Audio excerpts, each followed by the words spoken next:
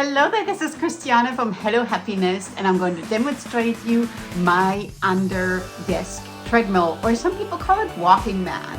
I'm going to show you a product overview, how I'm assembling it, setting it up, then of course some of the features and specifications that it has. I'm also going to use it so you can actually see it in action while I'm working at my desk. It's been about 2 weeks that I've been using it, and by now I'm at the point where I can tell you the top 10 pros and the top 10 cons.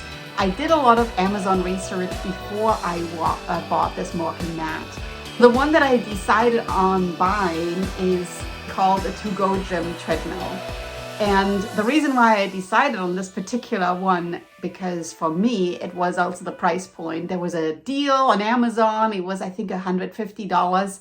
And I thought that even if I don't use it a ton, at least it wasn't like $1,000. And it wasn't this huge expense that I had to do right before Christmas.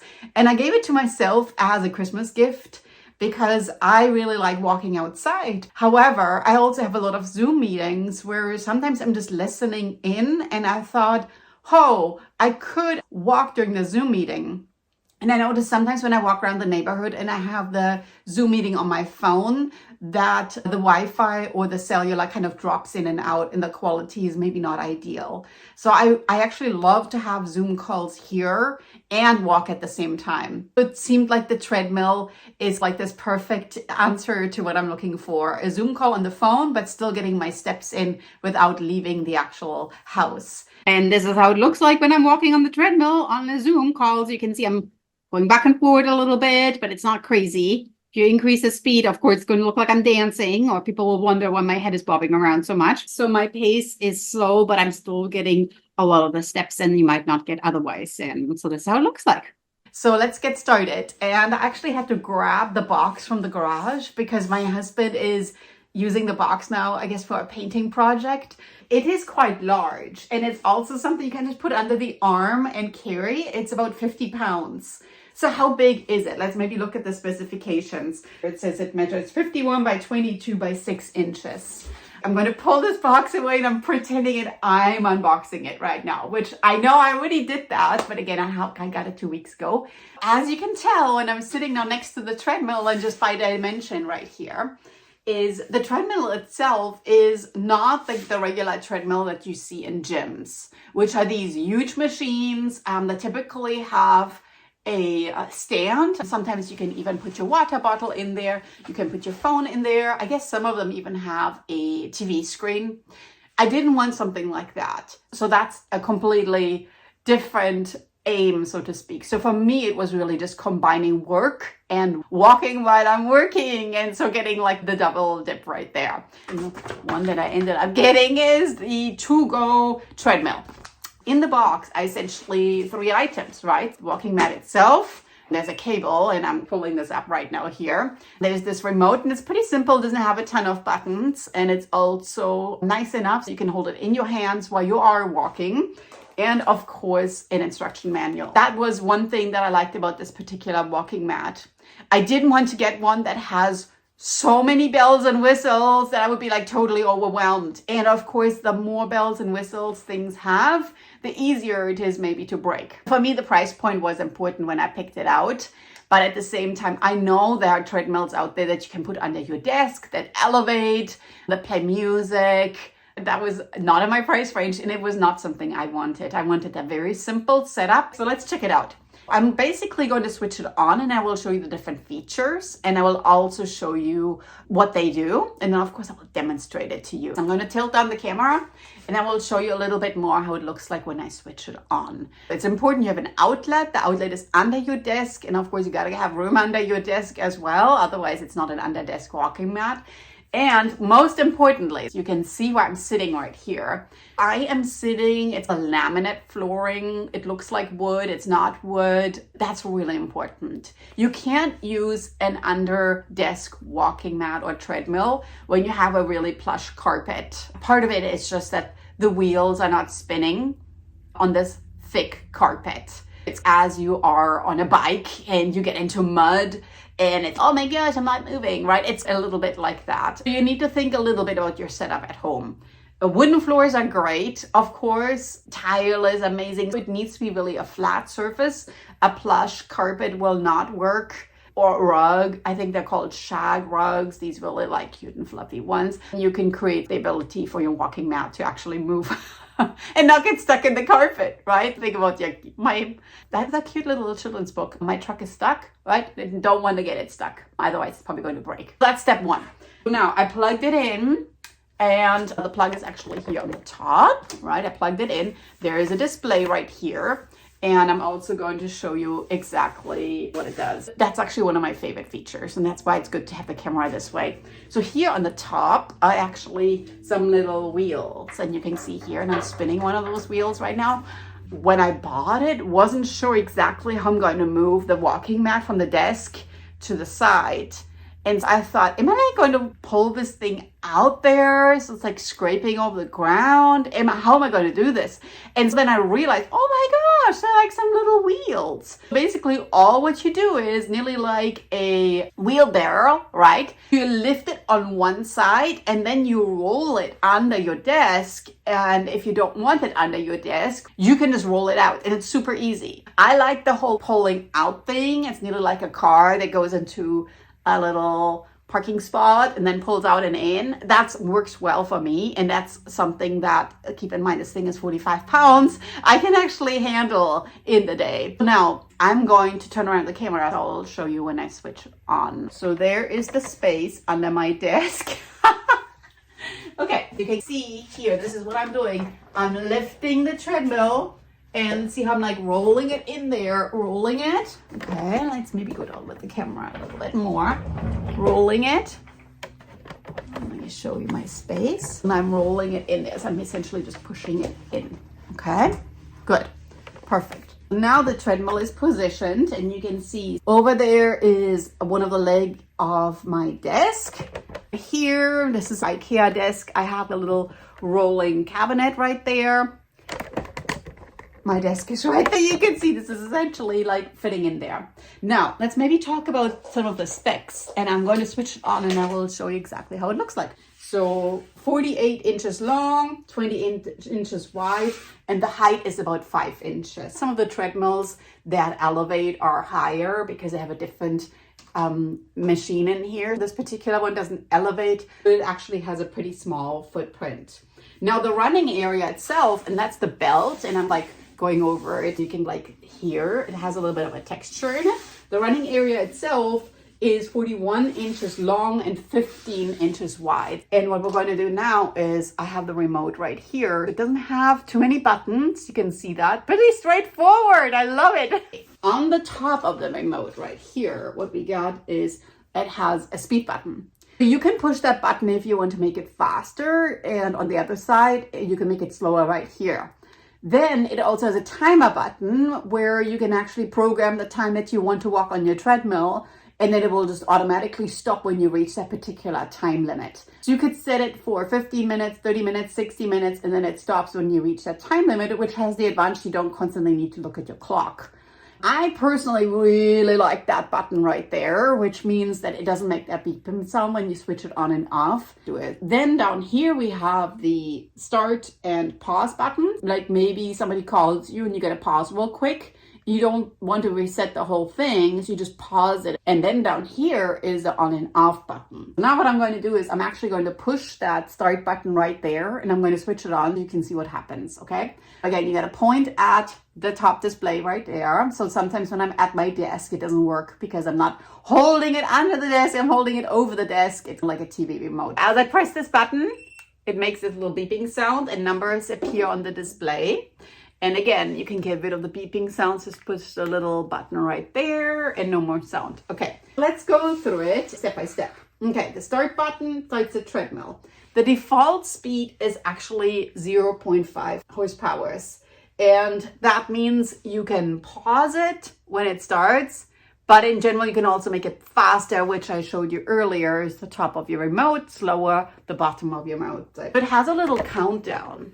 Yeah, it counts down from 5 to 1 and now it starts moving. Okay, now it's moving and it's not really moving too fast. You can see it moves at a nice good space.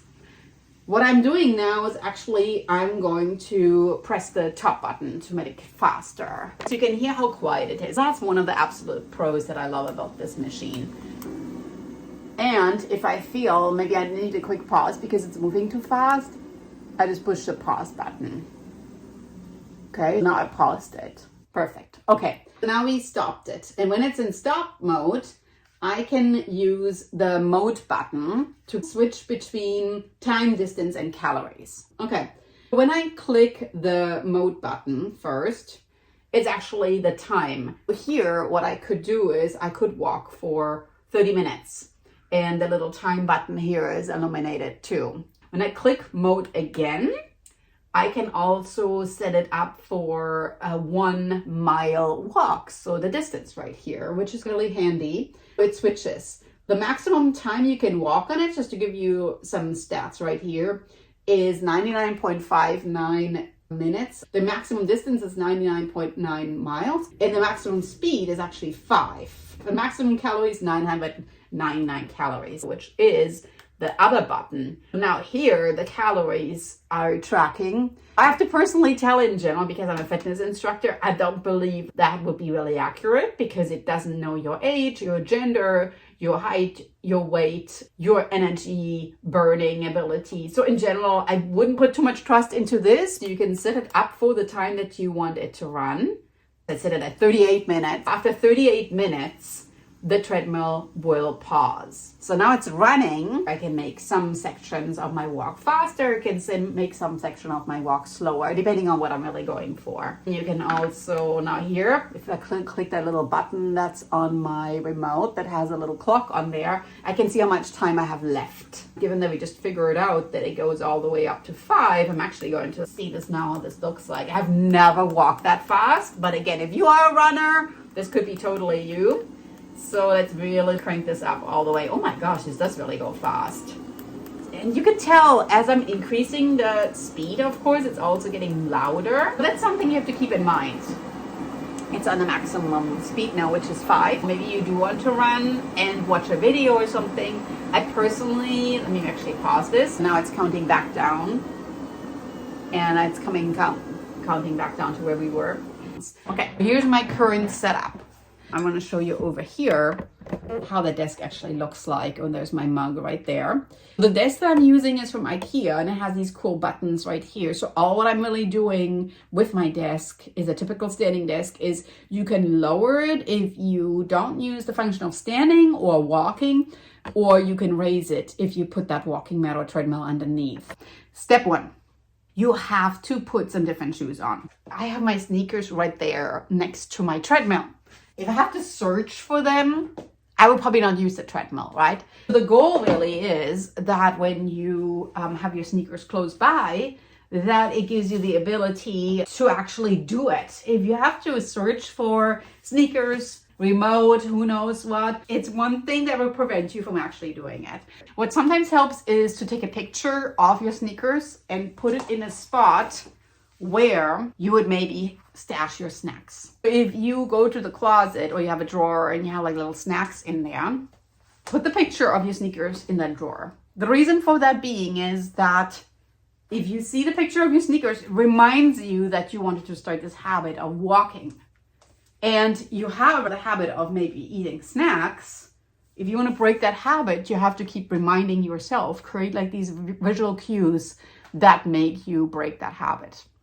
You can still have snacks, don't worry, but at the same time, it just makes getting into a new habit a little bit easier, okay? So maybe you can even think about habit stacking to where you're combining the walking with your nice new sneakers together with maybe eating a different snack, an apple or drinking water, hydration. Keep reminding yourself with visual cues about starting the new habit. My sneakers are right on top of my walking mat or my treadmill.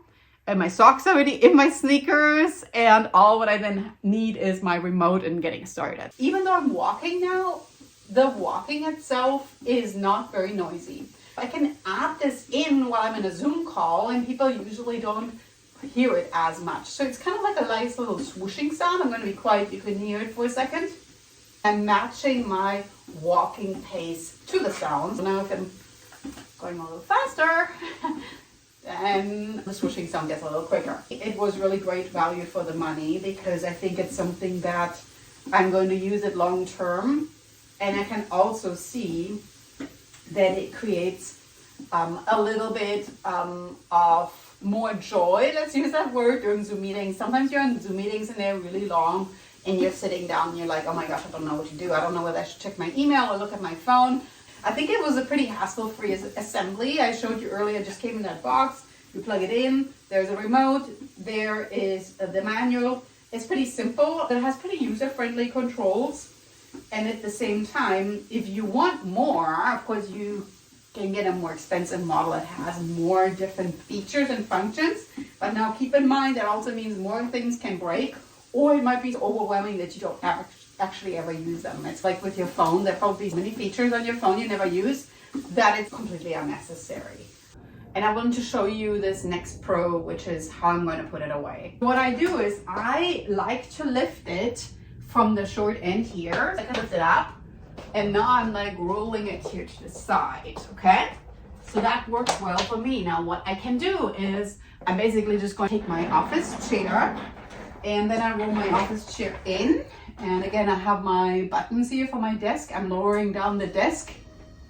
Now, what I like is that it's not really obvious that I'm on a treadmill. I'm going to roll that chair back and I'm going to show you again the setup. Now let's say you got your little break, you sit down. I use my little button right there. And now I'm pushing it back on. It has a little countdown. Okay, my desk is ready.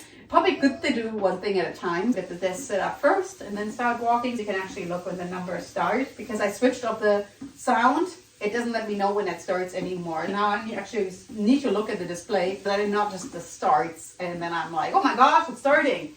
If you switch on the sound, it will have a notable beeping so when it actually starts moving. If I were to be in a Zoom call right now, I can have my upper body pretty quiet and somebody might just think I'm standing and maybe I'm shifting around. If you're walking pretty fast, it looks maybe like you're dancing. I was in a Zoom call on the weekend and somebody said, oh, are you dancing? So that's something to where it's not super obvious and at the same time, it depends on how fast you're walking, but it's not distracting. That's important. You still get work done. What I like is it's pretty safe. I'm wearing my sneakers. The walking pad is wide enough. I do like the timer a lot. That's probably the function that I adore most. So let's go through those top 10 again. It's easy to fit, easy to store. It's not loud. It's really great value for the price. $150 I feel was well invested for me. If you think about joining a gym or buying anything else, I think that's really great value. It's hassle-free to put together, easy assembly right there. It also has really user-friendly controls. That remote right there doesn't have too many different buttons. And it can be easily put away after usage. Then it's perfect for slow walking, which I'm doing right now.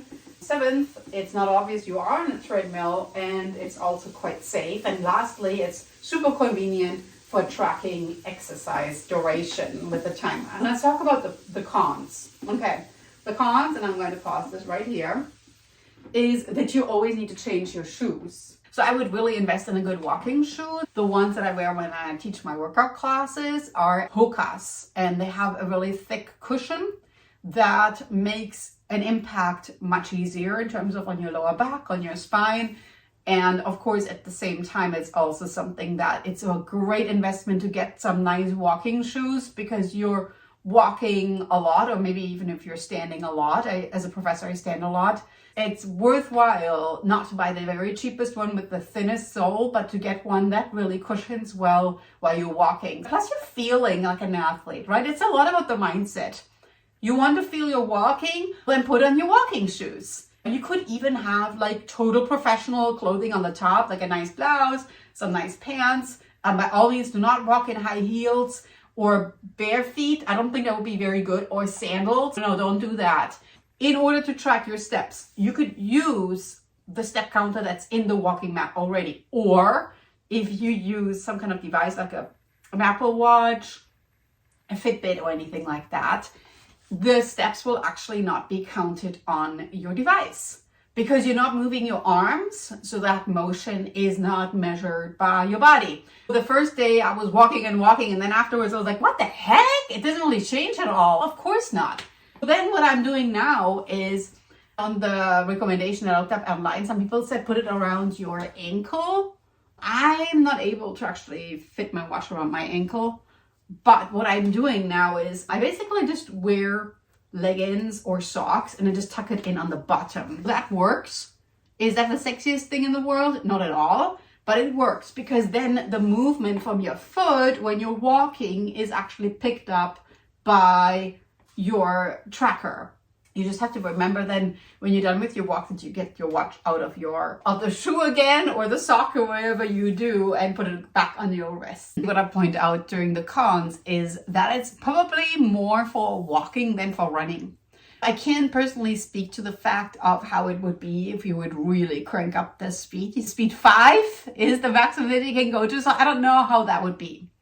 And that's just something that for me, when I'm walking and working, I want it as little of a distraction. An important feature for myself really is that the way that I wanted to look at the walking mat was something that just creates more joy around my workday.